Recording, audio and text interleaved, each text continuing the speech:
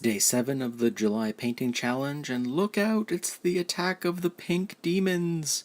This is a plague bearer that I already have finished for my demon army, and he's going to be my test model for the 2 boxes of plague bearers that I'm using in the challenge. You can still see that mold line along the belly there and shoulder. I didn't do a very good job masking that. Hopefully the new models will be better. Overall, I'm really pleased with the way he turned out. There's that great detail there on the arm, that broken bone protruding through the back of his elbow.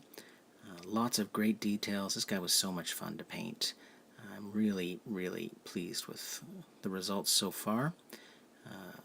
I did use a green kind of metallic on the sword, but I think I'm going to change that to a more brass, verdigris, bronze, I don't know, kind of brown metal instead of green metal. It'll just change the overall look of the figure a bit, and I think it'll work better against the pink.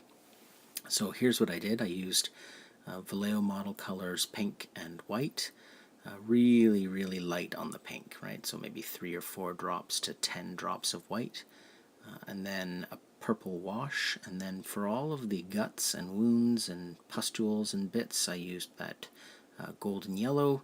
Once that was dry, I went over it with Tamiya color clear green X25, but I didn't stir it very much. I wanted most of that green pigment to sit at the bottom of the paint pot.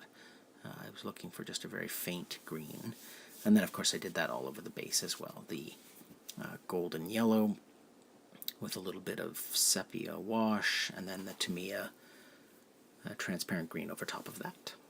So now we'll flip over and take a look at the rest of the army. I did manage to get the pink base coat on all the figures and a brown base coat on all the branches.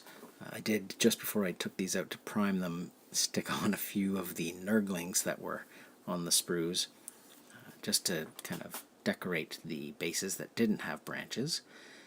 But here they are in all their glory, waiting for some highlighting and some washing.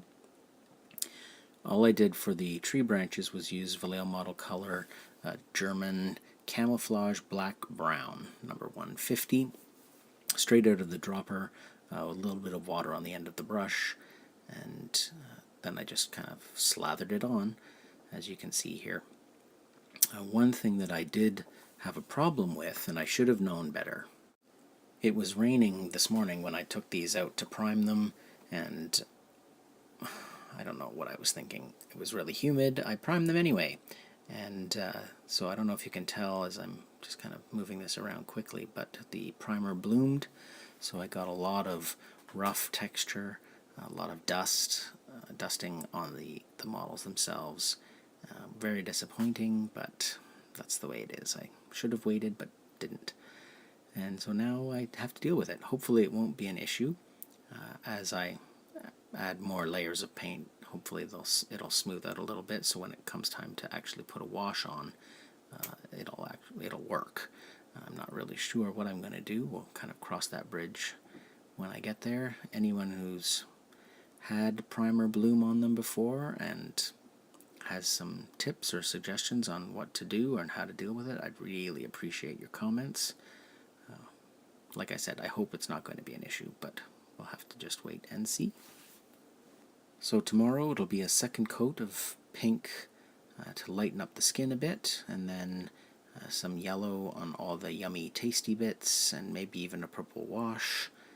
We'll see how far we get. Thanks for watching.